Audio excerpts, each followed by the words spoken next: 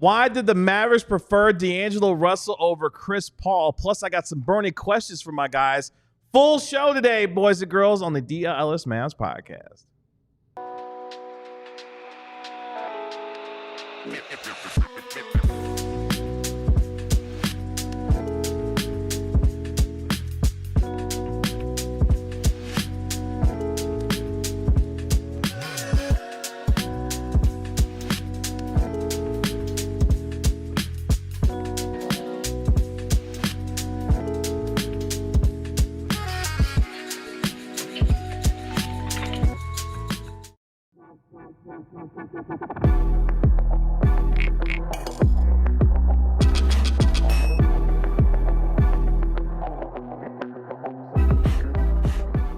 Hey, what's up, DLLS Mavs Nation? It's your man, Kevin Gray, alongside Mavericks beat writer Tim Cato, Mavericks analyst Bobby Karalla, and yes, our national NBA insider, Marc Stein. We are DLLS Mavs, your favorite guys covering your favorite team every single day. Why did the Mavericks prefer D'Angelo Russell over Chris Paul? Plus, I got some burning questions from my guys when it comes to the Mavericks bench and more. Appreciate all of you joining us and hanging out with us here on DLLS Sports, as we have our $36 intro offer right now to become a diehard member with us here at DLLS Sports. Training camp is underway, boys and girls. Your Dallas Cowboys getting ready for this upcoming year. Right now, you can become a diehard member for just $36 a year with our training camp intro offer. You can scan that QR code that you see on the screen right now, or if you're listening, go to alldlls.com, click that diehard tab, and become a diehard member. Just $36 right now, Tim Cato, on this terrific Tuesday. How we feeling? Hang on. There's 66 replies of two people arguing in my mentions based off a Ringer video that was posted when I went on Zach Lowe's show yesterday. So I'm just going to catch up. Okay, you're going to catch up. Okay, cool. 66 Got it. replies from two people. All right, cool. I feel like if they've been arguing that long, it must be really important. Really important. Let us know Did how we that not goes for tweet you. the show? I did. You did. I Okay, did. Good. I can't find it.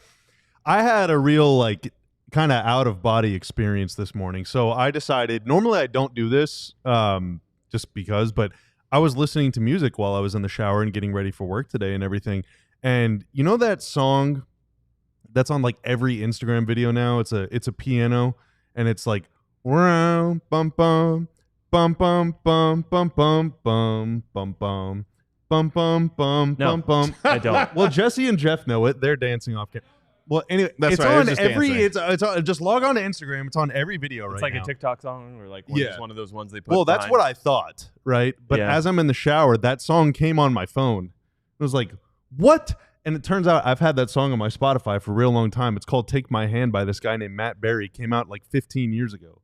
So I've just known that song for an untold number of years. So that's why it sounds so familiar to me. Anyway, it was a real weird experience. Like I like DJ Record Scratch stepped out of the shower to check my phone. Like it was really weird. A real experience. Okay. Yeah, and then I slipped on the floor and hit my head and woke up in Munchkinland.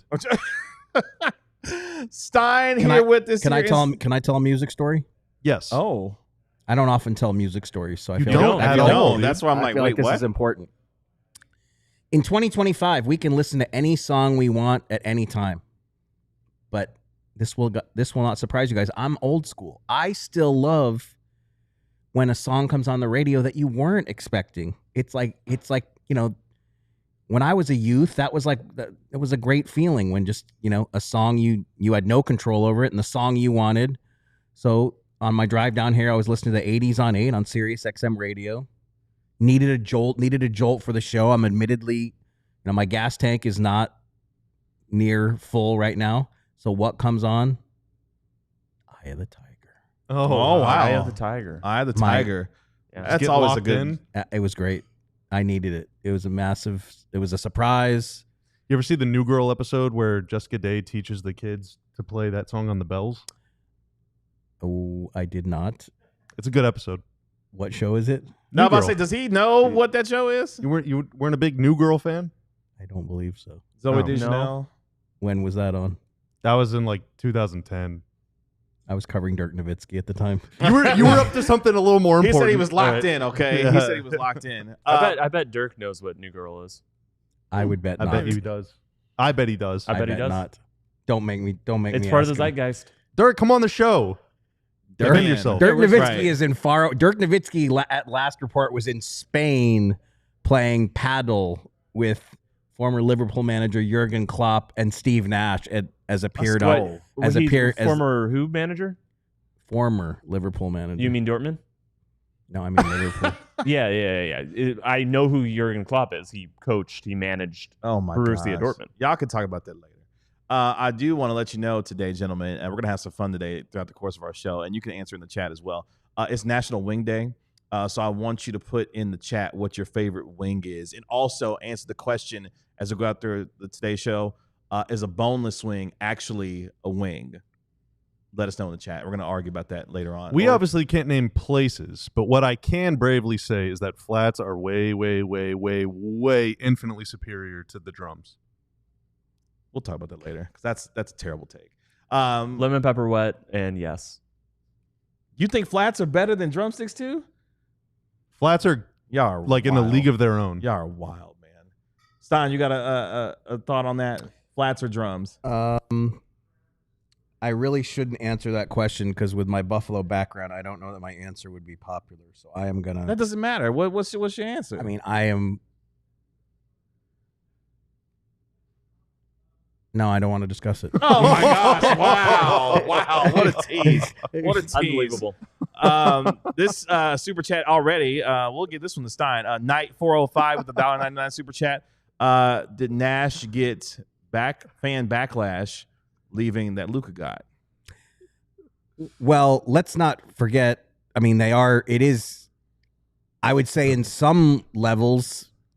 First of all, the noise level that was possible in 2004 cannot compare to 2025. Steve Nash was not traded. He did leave of his own volition. So there definitely, I'm sure there were some disappointed people. But as I remember it, the Mavs got much more of the criticism for making an offer that was 2 years and $30 million less to Nash than Phoenix offered. So I'm sure there were. I mean, didn't you say that young Bobby Carrello was pretty I was devastated. crushed? Yeah. But like, were you, I mean, I wasn't mad at Steve. Well, I was like, Steve, why? But I was mostly mad at the Mavs, yeah. yeah, I mean, And my house was uniquely biased in this regard, in terms of information, but our house was not happy with the Mavs either. yeah, I think okay, maybe I misunderstood the question. If it was backlash for the Mavs, I think the Mavs got a pretty significant amount of backlash for letting Steve Nash go in free agency. But the backlash for trading Luka was certainly louder. For sure.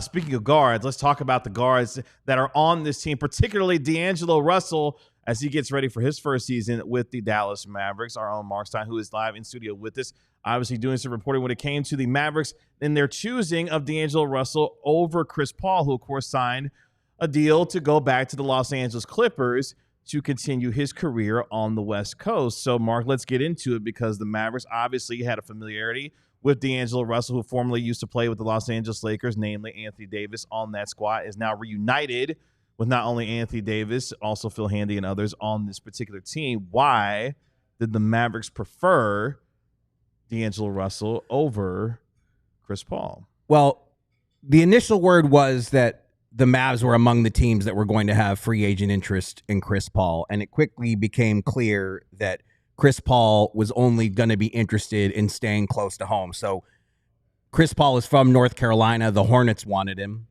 The Bucks have wanted him.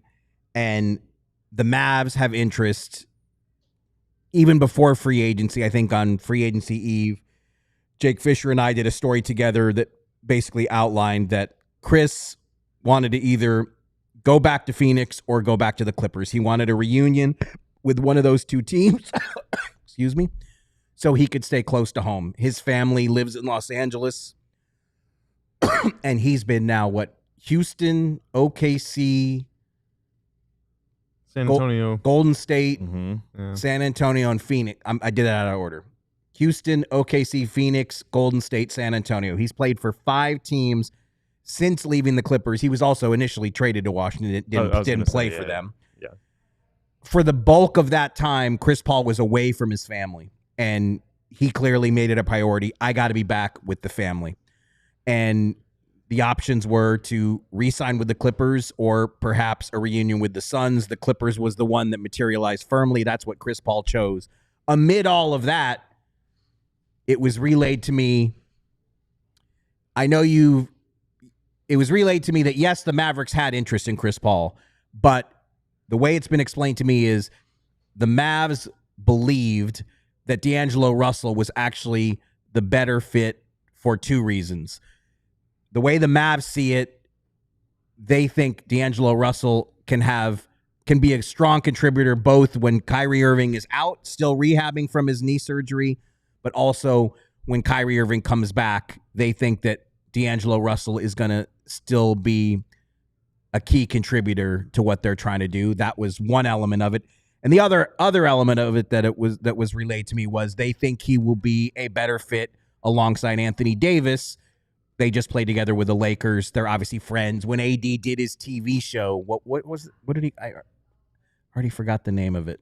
It came intentional foul, I think, or foul play. Foul play. I don't know. Is that right, Tanner? Yeah, can you look play, that up? Yeah. It's foul play. It's not to be confused with the Pokemon move foul play, but that was foul play. Yeah. Yes. You guys are sure? Yes. Because I'm not sure. It's called foul play. So D'Angelo Russell, and I've been writing too much about D'Anthony Melton. D'Angelo Russell he appeared in that first episode of AD show, so there's obviously a good relationship there. So basically, that was the long-winded way of saying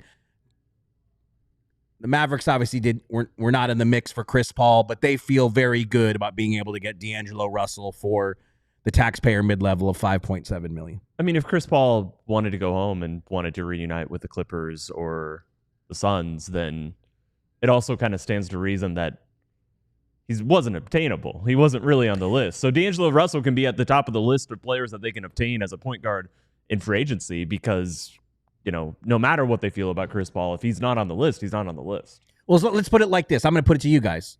Let's say you can get both of them. Which player do you choose? Chris Paul.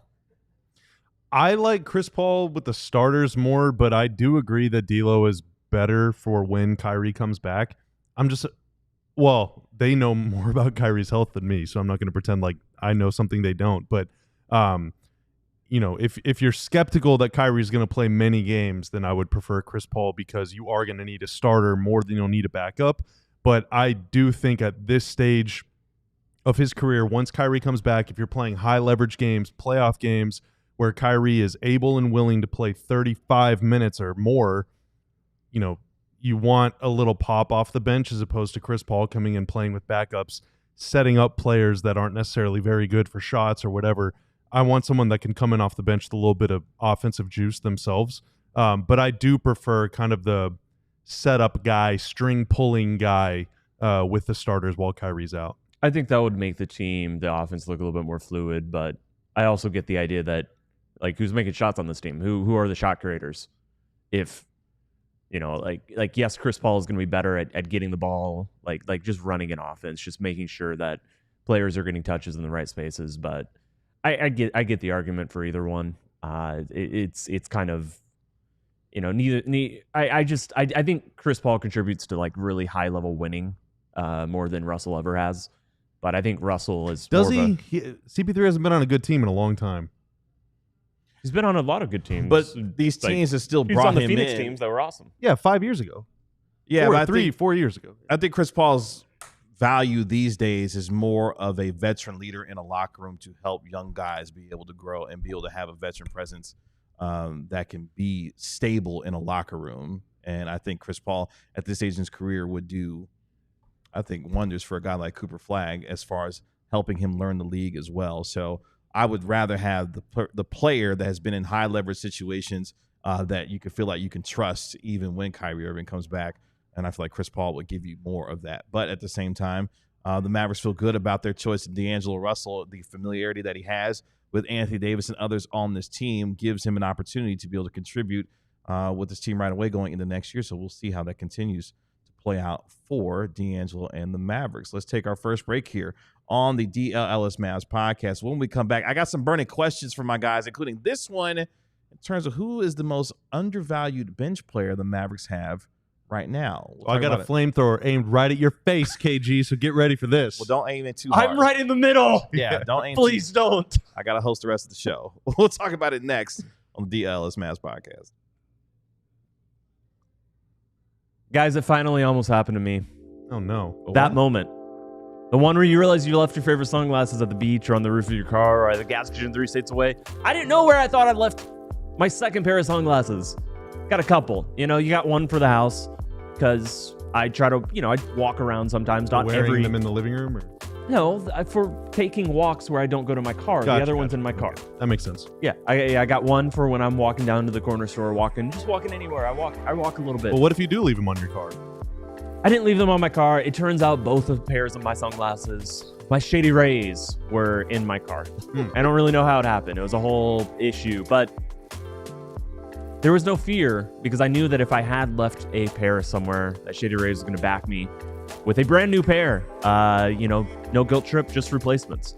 And that is the comfort that you get with Shady Rays. So we've teamed up with Shady Rays to bring you an exclusive offer. Head to shadyrays.com and use code DLLS35 for 35% off polarized sunglasses. Try for yourself the shades rated 5 stars by over 300,000 people. Empire Today is your best bet for a new floor. These folks live and breathe flooring, and they will be with you every step of the way. It's a whole different ballgame with them.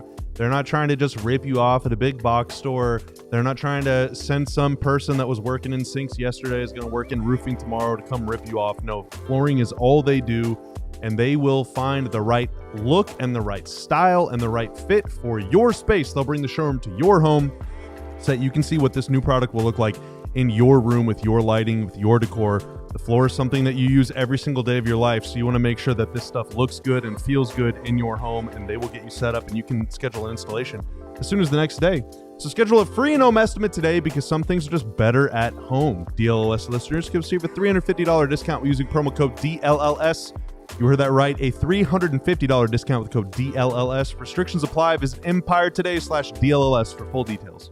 I got some burning questions for my guys here when it comes to the Mavericks this upcoming season. Plus, we'll get into a little Mavs trivia coming up in our next segment with our very own Bobby Krell. Appreciate you hanging out with us here on the show today. Our question of the day, as it's National Wing Day, what is your favorite wing, and is a boneless wing considered a wing? We've got varying answers. These two over here with a terrible take that flats are better than drums. Drums will always be better than flats, period, because you get more for your bang. So my taste's just bad? I just disagree. I also said awful. that lemon pepper wet is the best flavor, and you're just over here. Lemon pepper dry.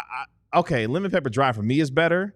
I get it. You think I'm wrong and a bad person. That's fine, Kevin. I mean, you didn't have to say it out loud, but I mean, if you want to go there, that's fine. You said it out loud with your tone. Jeez. The host can do that, I guess. Let's get into some burning questions here on the show today. Full house today with the DLLS Mavs crew. So let's get into it here. Let's start with burning question number 1, gentlemen. Bobby, I'll start with you since I like you more, apparently, right now. Should the Mavericks consider Max Christie as the starting 2 guard next to D'Angelo Russell? Should the Mavericks consider that? I think should is different than will. Will they? Probably not unless there's injuries. But should they?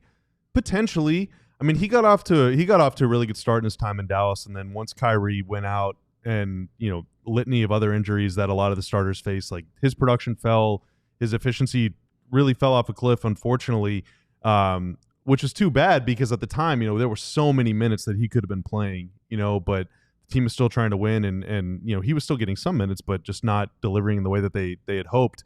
But yeah, I mean, he's one of their better point of attack defenders. I think Caleb Martin is probably their best at this point, but after that, Max might be your second best or third best, depending. And he can defend a variety of positions that other guys on the team might not be able to because of their size or foot speed or whatever, or lack of length or too much length, whatever it is. So yeah, I think they certainly could. If Clay gets off to a slow start or one guy gets hurt all of a sudden, I mean, there could be an opportunity. What's the scenario where you tell Klay Thompson and PJ Washington, you're both coming off the bench, this 6th-year player, sixth? Max Christie? Yeah. I think it's only his 4th, right? Yeah, you're 4. He's going to start over you guys. PJ, we may or may not have just signed you to an extension, but tough luck, buddy. You're coming off the bench, just like you were in Charlotte. Even though we rescued you from that situation, and you got to be our locked-on starter, you started every game in a final series. No, but just there's not room for you. Yeah, a fourth-year guy in Max Christie and a first-year rookie, an 18-year-old those two guys are gonna start ahead of you. And then you look at Clay, and it's like, yeah, I mean, you have, I know you have a bunch of rings, 4 of them. Should have got the 5th one though. Like maybe if you had a thumb championship ring, you can be a starter too. But it's tough luck. I mean, you guys are coming off the bench. I think that Max Christie, and I was on Zach's show, and he talked about, he mentioned at one point, it'd be great for the Mavericks if Max Christie went and earned that role. But like, what's the scenario where you could look at those two veterans, PJ and Clay, and tell them this guy's starting ahead of you? It's possible that if there's a bunch of injuries and Max Christie starts for a stretch and plays so well that he just earns it, that could be what Dallas sticks with. But I certainly from the start, from the jump, that's not going to be the case. And it would take some really, really electric play for that to be the case. And the more you minimize the roles of someone like Clay and PJ, the more I do wonder, especially for PJ, extension or not, whether these guys are going to be looking around and realizing that there is more minutes, there is starting roles still left for them, certainly for PJ. For Clay, I think I assume he's pretty happy here, but I don't know. It's there's not a lot of minutes to go around when this team is healthy. So I want to ask you real quick, because obviously we're talking about the 2-guard spot here. Obviously, D'Angelo Russell, we feel like is going to be the starting point guard until Kyrie Irving comes back. How is the team feeling about Clay going into his second season on this 3-year deal that he has after his first year? Didn't necessarily go, I'm sure, as well as he would have liked it to, but at the same time, how are the Mavericks feeling about Klay Thompson going into this upcoming year? I mean, there was so much upheaval last year. I don't think the Mavs are, looking askance at the way Klay's season ended up. I mean, it was such a circus of a year. Klay Thompson came here. A huge reason he wanted to be here was to play with Luka Doncic. And Luka Doncic missed a good bit of time, and then they abruptly traded him. So, the guy that Klay came here really to play with, I think Luka's presence was a big part of putting the Mavs at the top of his free agent wish list, and that was taken away. So, I don't it's hard at this point to make lineup projections to me, because it's just, like Tim said, they have so many guys when healthy, but they're obviously not starting the season when healthy, and we still have questions about the injury status. I mean, Kyrie, AD, and Lively. I mean, we don't know when these guys are going to be available, so it's kind of hard to make roster projections at the end of July until we have more data, I think. But to me, it's unfair to say, to raise huge issues with Klay's first season in Dallas. To me, you guys, how do you feel? Yeah, you're the arbiter. I am. Yeah, I just kind of feel like who instilled me with that power. Well, because I just think you're. I don't think he's gonna start. I mean, I think that they clearly they didn't, because they traded him, right? I thought that they signed Klay to play alongside Luka and Kyrie, this dynamic backcourt. If you get one dude to attract attention, those guys are gonna give you 60 points a game and make it look easy, and they're gonna make the regular season easier. This is kind of bleeding into the next question, which we do have to get to these other two. But let's get to the. I don't think that Klay fits with the starting group. So the question would be, which Mavericks bench player will impact winning most this upcoming season? That's Klay Thompson. Klay Thompson, okay. Because you feel like Klay's going to come off the bench this year. One of my hot takes yesterday is that Klay will have the biggest offensive on-off split. What if Lively's a backup? That's Kato? I made that joke. You did? When you asked us he's before not the going to show. be though, right? Yes. If he's healthy? Who knows? I don't know. You're supposed to know. It's July 29th. You're the arbiter. I mean, given the fact that Lively is recovering from a surgery, I would think that gives Gafford the edge to be the starting center as we judge it on July 29th, 2 months away from Media Day. Well, we got 3 months to fill between now No, and no, but I mean, like, and look, I can't, I mean, all I'm saying is I can't tell you I can't definitively say who the starting center is or who the starting two guard is. I'm pretty sure that D'Angelo Russell is going to start at the 1. I mean, he's going to get the first crack at that. I'm still penciling in Clay there as a starting. Flagg's going to start as a rookie. I feel pretty confident saying that. Yeah.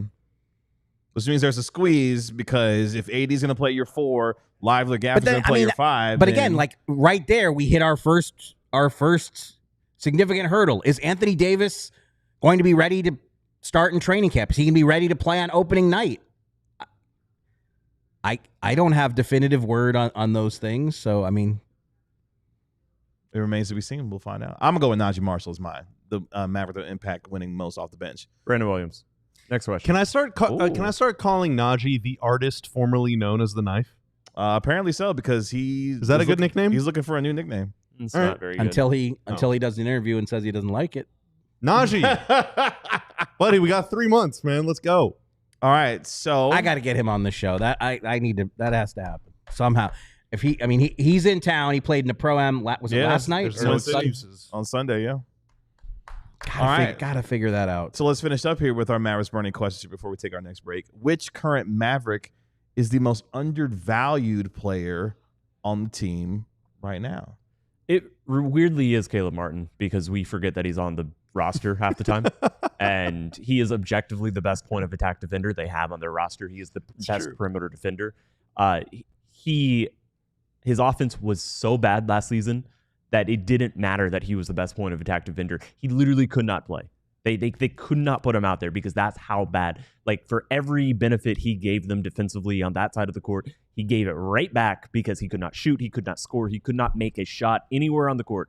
And even worse than that, like he had no confidence taking any sorts of shot. He would try to drive every open three-pointer, or every open like shooting opportunity. If he can get back, like he was a pivotal, like one of the most important two-way players, the most important two-way player, I guess, alongside Jimmy Butler, of a team that went on a finals run.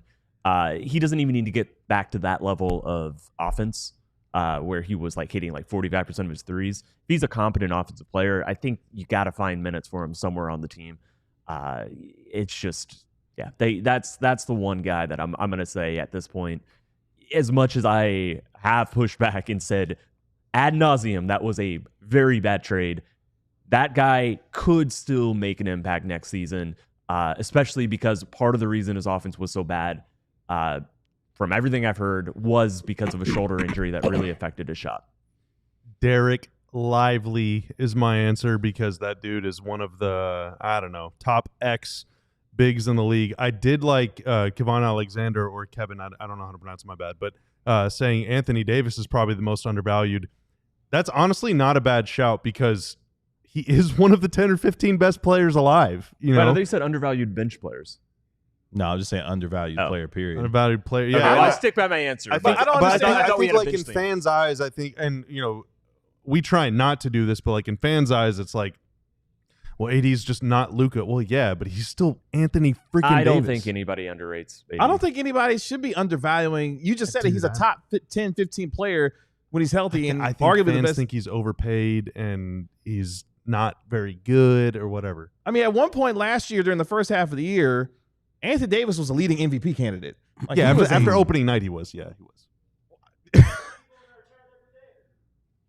Yeah, the chat wars are still going on. They're raging. I'm just saying the idea of undervaluing a dude who is as good as Anthony Davis, I don't see it because I think I see it online every day. I'm not saying that's how I feel. I'm saying I think that's the pulse I get from the forums. Yeah, I think he's the most chat rooms. I think he's the most indispensable player on this team right now. Kyrie may be its most important. This team is not winning anything close to what they believe they can unless Anthony Davis is playing 80 to 85% of the games for them this season. Tell that to the message boards. Are you confident when healthy Anthony Davis is going to be a top 10 player in the NBA next season? Sure, why not? I don't know. Yeah. What does top 10 mean? What does it mean? It means I don't know. I mean, I think he's extremely good. Do you think he has at worst the ninth best impact on winning? I don't know. I don't know. How do you measure that? I don't know. There is no great way to measure it. He's just really damn good, dude. But I don't think anybody is saying he's bad. I mean, if you want to say that I think there are a lot of Mavs fans that are still very upset about the trade that just don't necessarily or won't accept that he's really good. That's what I'm saying. That's interesting because we saw when he played in his first game with the Mavericks. I'm literally just telling you what people on Reddit and our chat say every day. Again, this is not my opinion. Doxy has the best answer when it comes to who's the most undervalued. Dwight Powell. It's true. I almost said him. Of course he's the undervalued. Let's take our next. Mavs all-time offensive rating leader, Dwight Powell. Makes buckets. That's real? That's true. It tied with Tyson Chandler, but yes. Oh, wow. Let's take our next break here on the DLLS Mavs podcast. When we come back, let's play some Mavs trivia with our guy, Bobby Corella. He's going to try to stump us here on the show. We got something for him, though. Coming up next.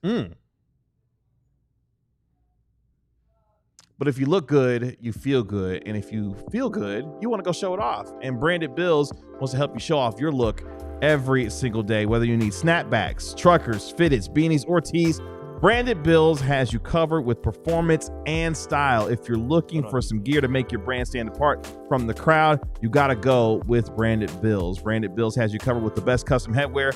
Start your order, and their dedicated team will help you create the exact custom apparel that you and your friends need. They have a partnership with 40 colleges as part of their campus collection, including TCU, Texas Tech, and Texas, all in time for the college football season coming up here in a matter of about a month or so. So head to brandedbills.com and use code BBDLLS for 15% off your first order. Again, that's BBDLLS for 15% off your first order with Branded Bills today. Started by two college buddies, Saturday Neon makes officially licensed collegiate logo LED neon signs perfect for your home, for your office, for your dorm room, for your fan cave, for your bar, for your podcast studio, for your living room, for your kitchen, for your home brewing setup in the garage where you got to spend a lot of time to make sure you got the crispest, newest IPAs. I don't know anything about home brewing. I'm sure that's how it works. Check out Saturday Neon's new Essentials collection featuring almost 50 of the biggest schools across the country and starting at only $75. They've got Texas A&M, Texas Tech, Oklahoma State, all the local teams, anybody that you want to support with that classic neon glow. They last up to 100,000 hours, so you're going to be enjoying that sign for a long time.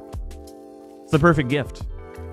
Head over to SaturdayNeon.com and use our code DLLS for 10% off your newest favorite sign. That's SaturdayNeon.com and code DLLS.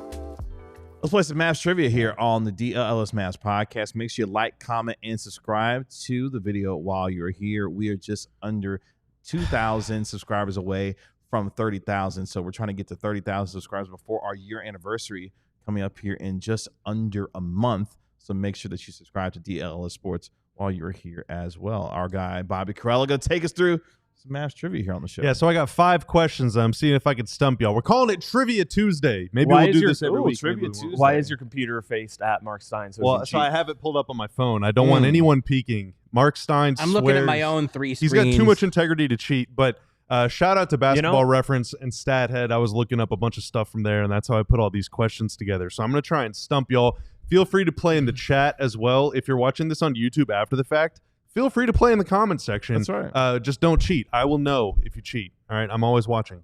Okay. He's not. All right. Number 1. Sean Marion. NBA schedule's coming out sometime pretty soon here. The Mavs have played 45 season openers before. Okay.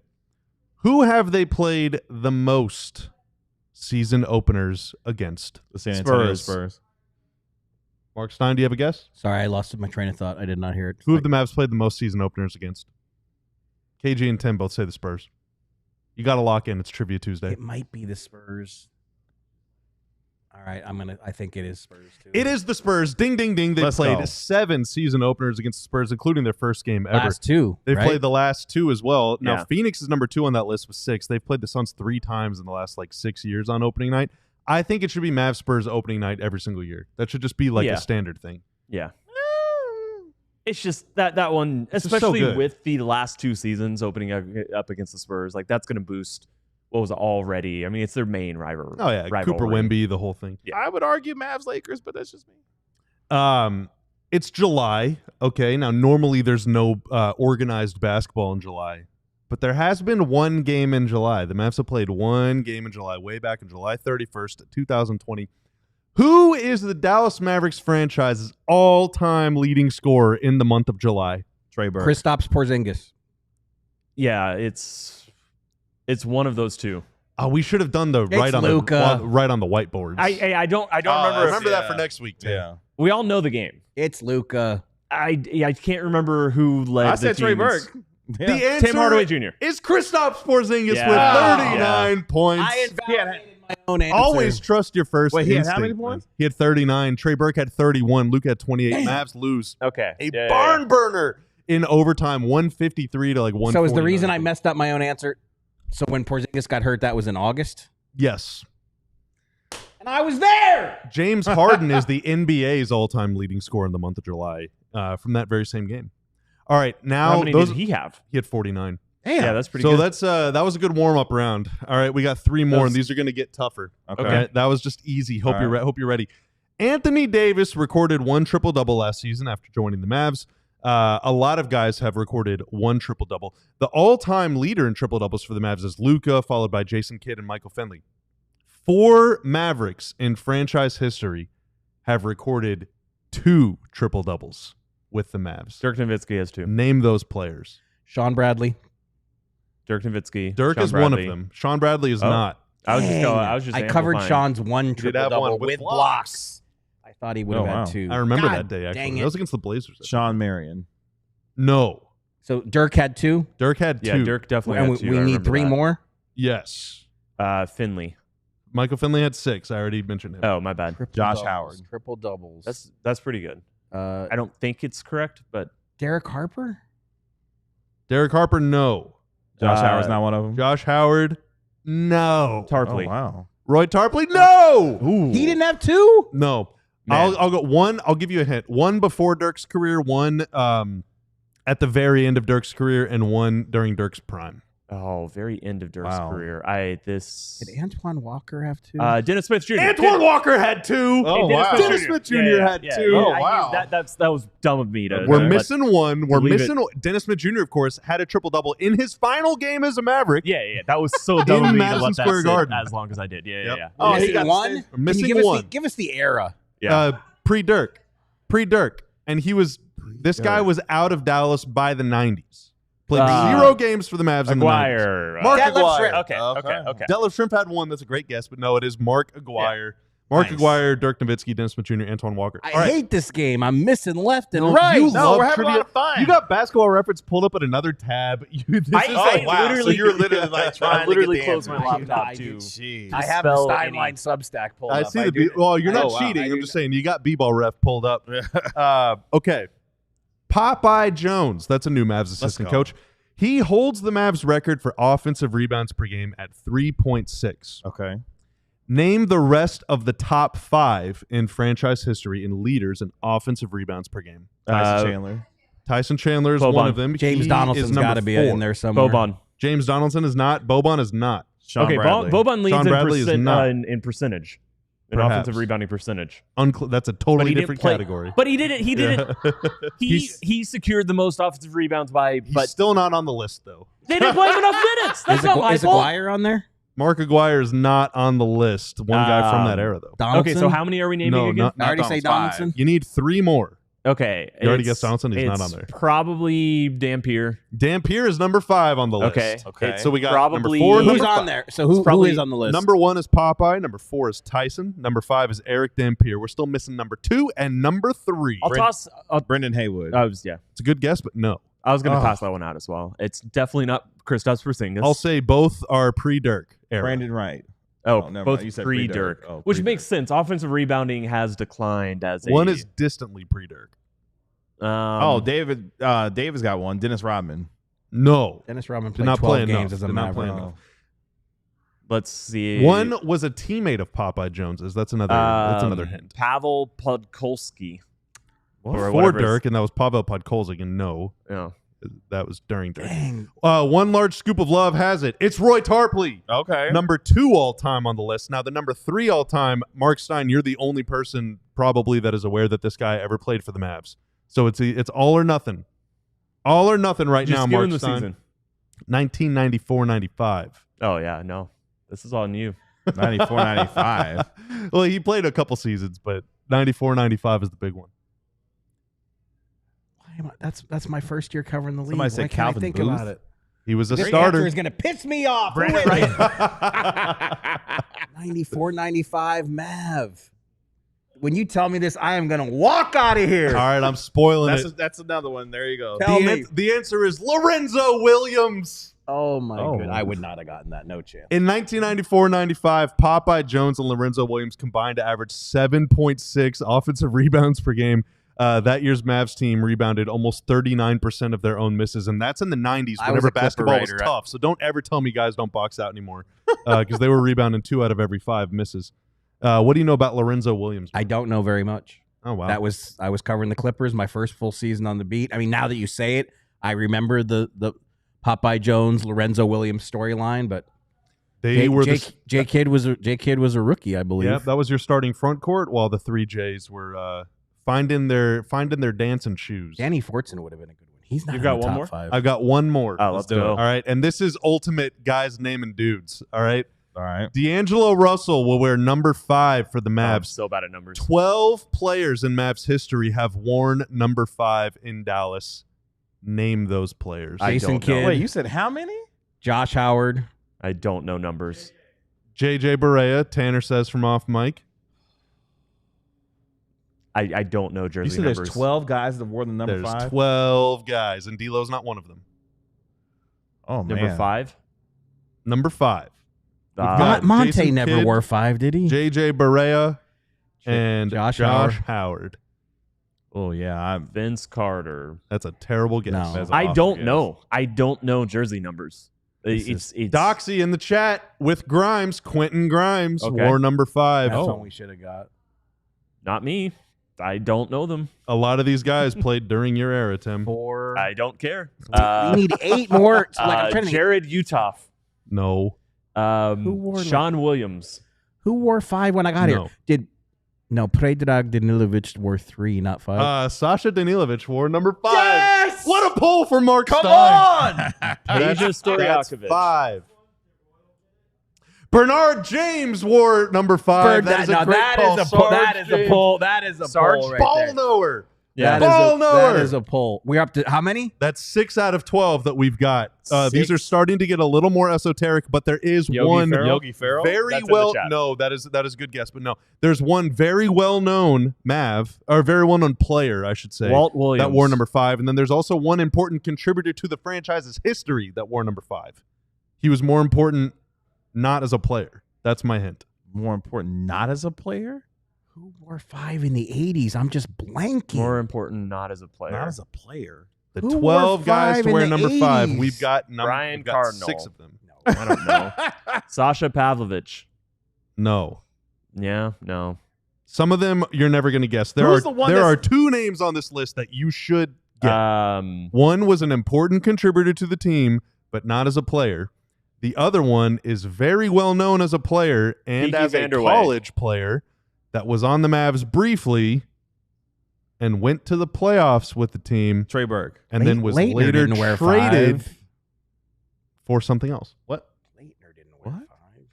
Coach Avery Johnson. Oh, that's bad. D. Wheeler in the chat. That is bad. Mostly known as number 6 for the Spurs, but was a number 5 for the I do Mavs. not remember that. That hurts. That's hurts. 7. All right, we're running out of time. Yeah, Should go I ahead. spoil it? Yes. All right. Tyler Dorsey, No chance. Tom Garrick. Oh, AJ Lawson. No. Damn. Tom Garrick, Ugh. Great player. Juwan Howard, How can I Oh. forget that? Come on. Oh, yeah. Kelvin Upshaw, Oh, I loved his game. And Injury is kind of ruined. former Mav Moses Wright. Oh, yeah. Former two-way Mav Moses Wright. All that info I'm and mad more at the Juwan Howard comes one. from our friends We at have to do Basketball this. Reference. We're doing this every Oh, Tuesday Tribute from Tuesday. now on. Yeah. It's a mainstay. I'm angry now. I'm legit angry. Staple of Yes, the we need program. whiteboards next week. Yes. Yeah, for no, sure. yeah, we got to do a whiteboard set. sure. Yeah, that was fun though. That was fun. So anyway, expand your mind, man. Broaden your mind. Let's take our final break here on the show today. When we come back, let's dial up the Stein line. Yes, boys and girls, Luka's on a revenge tour. Stein's going to tell us all about it. What? I'll answer in your super chats as well. Coming up next. But hey, you. Do you like being smart? Do you like being in the know? Do you like being funny and attractive and thoughtful and interesting, and you just have this magnetism about you that people just seem to like you? People seem to be looking in your wallet, but not for money, for something else? Because they're drawn to that physical diehard card? Like a magnet? Oh, yeah? That's right. Uh-oh. We're about to have a card off? Bam! Oh, Yeah. my God! Oh! The cards are flying! Wait a minute! This is even better than the American Psycho scene. Well, you too can get one of those cards by taking advantage of our intro offer. Cowboys training camp is underway, so we've knocked down the price of becoming a diehard to just $36 for a full year. That averages out to about $3 a month. Think of all the things that you spend $3 on a month that aren't making you smarter or more cool or more interesting or putting cool stuff in your wallet or getting you a free shirt because you can get one of those when you become a diehard, or giving you access to a really fun Discord server because you get that when you become a diehard, or getting you discounts on merch or discounts on events because you get that when you become a diehard, or just getting access to a great website, alldlls.com. We do put out a free newsletter Monday through Friday every day. That's penned by yours truly for now. You can sign up for that on alldls.com, no charge. But if you want to be able to read all the great stuff Tim Cato's putting out, Clarence Hill on the Cowboys, Jeff Wilson on the Rangers, Sam Nestler and Sean Shapiro on the Stars, becoming a diehard is the only way to do that. And again, you take advantage of the QR code right beneath me. Click the link in the description below. Go to alldls.com/ I believe it's intro, alldls.com/intro, and take advantage of this deal now. It's only going to go through training camp, which I believe is another couple weeks. So if you want to sign up right now for coverage, you're going to get coverage of the entire Cowboys season, the Rangers playoff push, all of the upcoming Mavs and Stars seasons, plus all of next offseason in all 4 sports. You're going to be in the know for all of that stuff.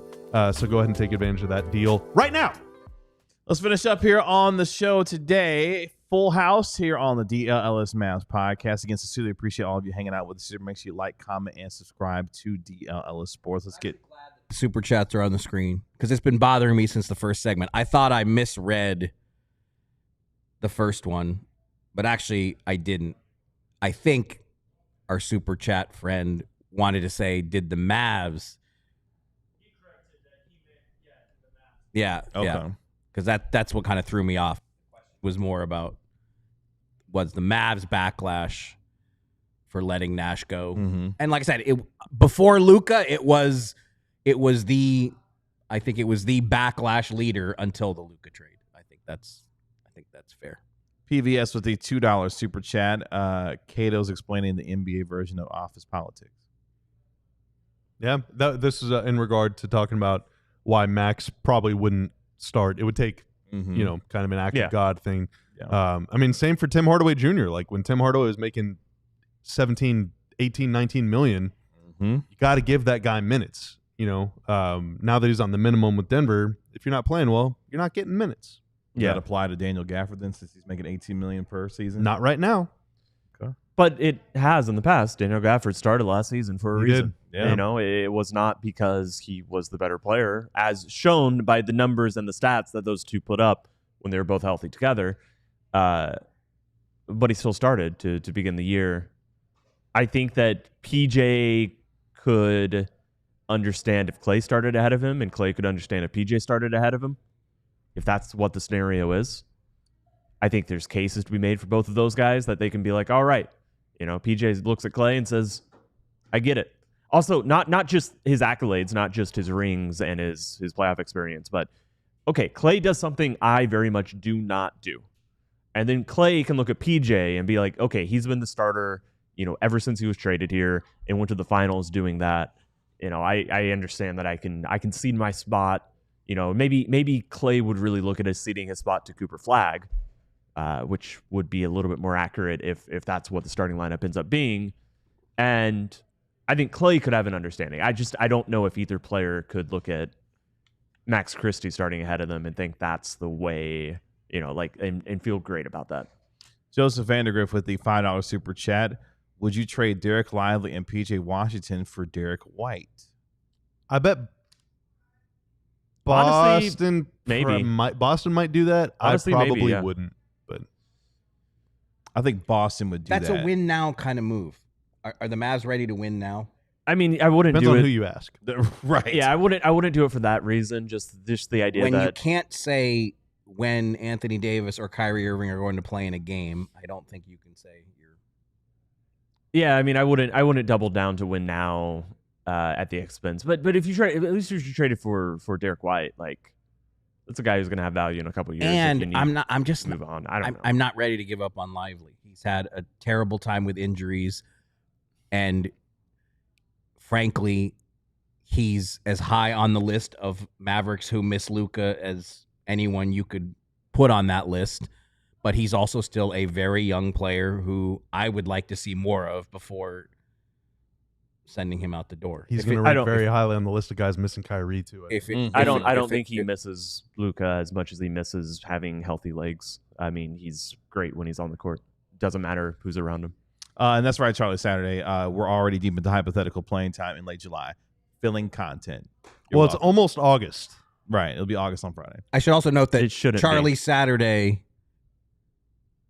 famed Bucks fan, that's right, is in a Mavs chat room in late July. Ooh. So what does that? So what does that tell you, well, Charlie Saturday? He's getting ready for EuroBasket. He's probably dismayed that we have not done a full breakdown of the flurry of EuroBasket commitments in the last week. There have been many. Today, Lauri Markkanen confirmed. Oh, Lauri Markkanen participant for Finland. Ooh. GM Ben. With the $1.99 super chat, man, why does Stein want to trade Lively? Yeah, what the hell, dude? This show had such a good flow. To GM Ben. That's not AI. That's a real thing. That's a real thing. AI could not make that. That's right. Speaking of EuroBasket and commitments, you just mentioned Lauri Markkanen committing for Finland. We've seen Giannis already commit for Greece. Nikola Jokic is going to be suiting back up. France is not going to have Wemby or Gobert, but neither one of them are playing? But almost everybody else's stars are playing in this thing. I mean, Franz Wagner for Germany, Markkanen for Finland. Well, I guess Wemby's coming off Serbia is loaded. Serbia is loaded, with man. Jokic. They're winning. Poor Mr. Doncic, the two most highly touted, or maybe the two most established players on Slovenia's roster, not named Luka Doncic, would be Josh Nebo, the naturalized American, and Vlatko Čančar, who of course used to play for Denver. Both are expected to miss EuroBasket. Contra just recently announced his retirement. So, who? Blanco Contra, didn't he just recently announce? No. He's actually left the Nuggets. He's going to play. He's playing in Italy next season, but he had a rough time with injury last season. So they're not going to have Čančar. They're not going to have Nebo. So Luka Doncic is going to be. Zoran Dragic going to be there? That is a good question. I do not know if Zoran is on. Can Goran dust off the little? Goran Dragic is retired, so he's not coming back either. So, but there are a lot of really good, and that's why EuroBasket's always so good, because it's just, it's pretty much every team has NBA players, and it's I'm excited. It's a nice late August treat when, like, all of a sudden August 27th, hey, and now we got 2 games a day, maybe even 4 games a day in the early round. We're like, except all these games we can watch. Yeah, I'm excited for EuroBasket. It's gonna be really good. Should we do a watch along? GM Ben wants to do some EuroBasket watch along. I'm busy. Relax, Ben. I'm busy that day. I don't believe it. We got about 5-6 minutes left. Let's talk about one of those players who's going to be in EuroBasket playing for Team Slovenia, of course, who's on his own tour of sorts, whether it be on Yankee broadcasts or meeting Aaron Judge or doing his thing, is number 77 for Los Angeles, Marc Stein. Did you guys talk about that yesterday at all? Quite a bit. No. No, No. not at all. Yeah, we. I didn't know if that was a bit or not. Sorry. Zoran Dragic averaged 8 points and 2 assists for Bilbao basketball last season. So I think reasonable expectation is that he is still playing and will be on the Slovenian national team. Topic is playing for Serbia too. Serbia is loaded, man. Damn. Yeah. Yeah, they are the favorite. Bogdan Golly, man. Bogdanovic from the Clips.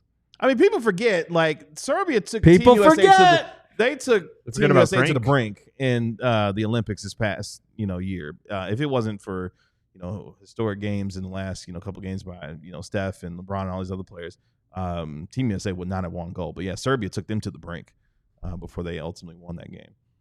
Anything you want to add from what's going on? I mean, do you guys even want to? I mean, I don't know. I kind of got the vibe that you guys were done talking about it. Do you still want to talk about it? Do you want to talk about something else? I don't want to force it. You can talk about it if you want. I have nothing. Well, you got 4 minutes. I have nothing to say about it. Do you have any thoughts that you didn't get to?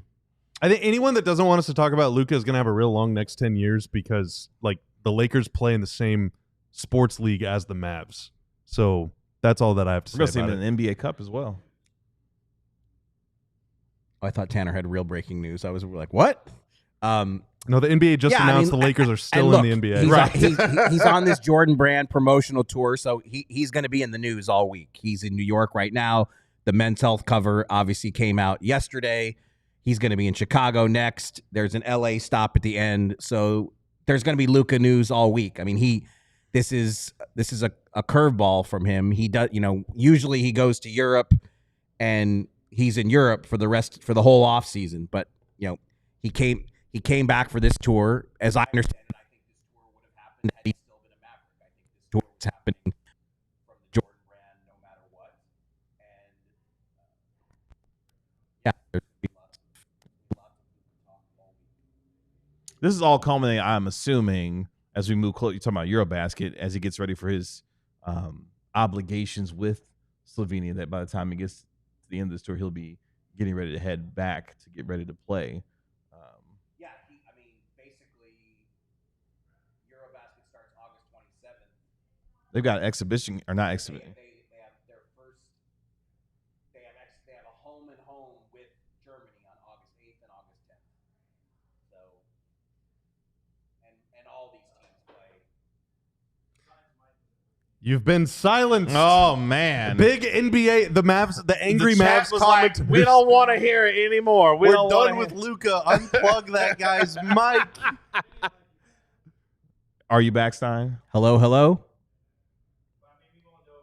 Chat room, please tell me if my mic is working. It'll be you're on like a 10 Wait, second guys, delay. I can hear Marc Stein. All right. Ah, By the way, Jeff N says a boneless wing is just a chicken nugget. All right. Yeah, and a chicken nugget is a wing. Oh, you believe that a boneless wing is a wing? I'm back. Tanner says. Oh, no. We can't let you get out of here without. What's your final verdict when it comes to wings? Marc Stein. Why are you full court pressing me on this? Because it's the question of the day. It's literally the question. Buffalo is not tuned in. Yeah, like BFLO's got you their afraid own you'll get programming. aggregated for your wing take? No, I don't know. I do tend to believe that boneless wings should count. Wow. Okay. All right. Cool. Why is that? I just think it's a different kind of whole thing. It's like a different Somebody kind of food. said it was an elite chicken nugget earlier. This is what they called Yeah, it. it's different flavors. It's all chicken. Why is it different? Aren't boneless wings all white meat and aren't like chicken wings like bone-in wings? Isn't that dark meat? No, it can be both white and dark meat. Yeah, wing? that was a kind of wing? crazy thing for you to say. Even I know that's not remotely true. Like what? That's right, Sam. That's right. Are you sure? Yeah, I'm sure. Jacob says bone-in is Can the I- only can way I- to go. Bobby wants to be wrong so bad he's Googling it. Wow. I do have a trivia follow up. Oh, Tanner is just that's what I'm talking. Really, absolutely we're on a tight ship, savage Tanner. today. That's what I'm talking He's about. been You're on a tight checking me ship and put around me in here. my place. Forget it. I don't want to go. I don't want to go over. Where's the drop? And you know what? Thursday is National Chili Dog Day. Are we going to have like 2 segments on that? Channel 59 alert. That's right. That means Marc Stein, it's time to go here on the DLLS Mavs podcast. Sakes. We appreciate our guy Tanner making us look good and sound good as always. This is what you get in July content, boys and girls. So get ready for more of it. It's fun. It That's is the whole fun. point. It's great. It's always fun. We can get mad about basketball in 3 months.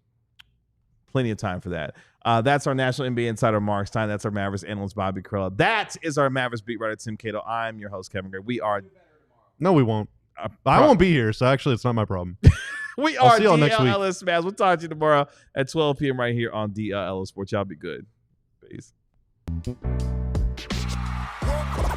all silly like the mayor.